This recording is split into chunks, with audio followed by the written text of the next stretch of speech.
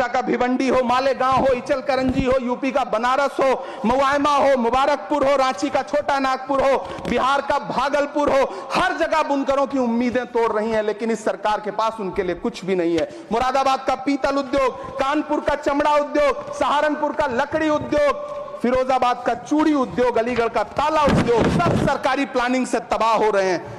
इन तमाम के बीच सरकारी सपोर्ट से बस एक उद्योग फल फूल रहा है, नोएडा का नफरत उद्योग।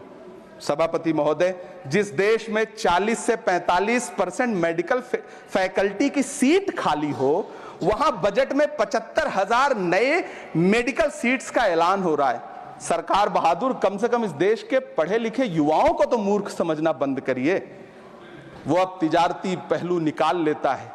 पहले 7500 मेडिकल सीट्स बाद में बनाइएगा, पहले जो एम्स में 2161 पद खाली पड़े हैं उनको तो भर दीजिए। वो अब तिजारती पहलू निकाल लेता है। मैं कुछ कहूं तो तराजू निकाल लेता है। मैं इसलिए भी तेरे फन की कद्र करता हूं तो झूठ बोल के आंसू निकाल लेता है। सभापति महोदय, फिर झूठ आया है, मैं उसे मिथ्या कर दे रहा हूं। शायरी में बार बार आ जाता है, क्या करूं महोदय। काश ये बजट, सभापति महोदय, वो एक शब्द मैं मिथ्या कर दे रहा हूं सर, वो एक शब्द को हटा दीजिए। ध्यान रखें, ऐसे जो भी शब्द होंगे आपके भाषण में सभापति महोदय, काश ये बजट बीपीएससी के पेपर लीक की शिकायत करने वाले नौजवानों पर बरसती हुई पुलिस के लाठियों पे, जख्मों पर मरहम लगा पाता। सभापति महोदय, पिछले 80 दिन से 70 साल का एक बुजुर्ग एमएसपी की लीगल गारंटी मांगता हुआ आमरण अनशन पे बैठा हुआ है। काश ये बजट किसान नेता जगजीत डल्लेवाल की टूटती हुई सांसों की पीड़ा सुन पाता। काश ये बजट प्रतियोगी परीक्षाओं की तैयारी के लिए दिल्ली, कोटा, पटना, अहमदाबाद जैसे शहरों में, इलाहाबाद जैसे शहरों में किताबों के साथ गल रहे युवाओं के सपनों को जिंदगी दे पाता। काश ये बजट वंदे भारत के सुनहरे विजुअल के बजाय देश की गरीब जनता को कुछ और पैसेंजर ट्रेनें दे पाता।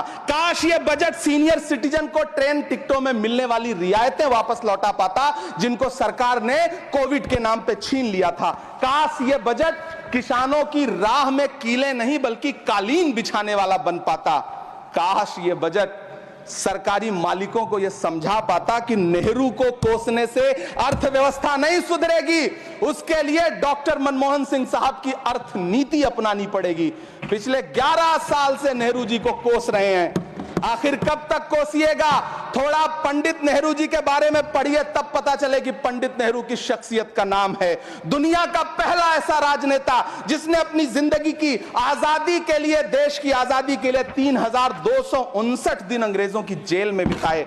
पंडित नेहरू एक ऐसे महान शख्स जिनके पिता पंडित मोतीलाल नेहरू, जिनकी बहन विजय लक्ष्मी पंडित, जिनके बहनोई पंडित रंजीत सीताराम, जिनकी बेटी इंदिरा गांधी, जिनके दामाद फिरोज गांधी, सब ने अंग्रेजों से लड़ते हुए स्वतंत्रता आंदोलन में जेल काटी। आप किस मुंह से उनकी लकीर छोटी करने की बात करते हैं?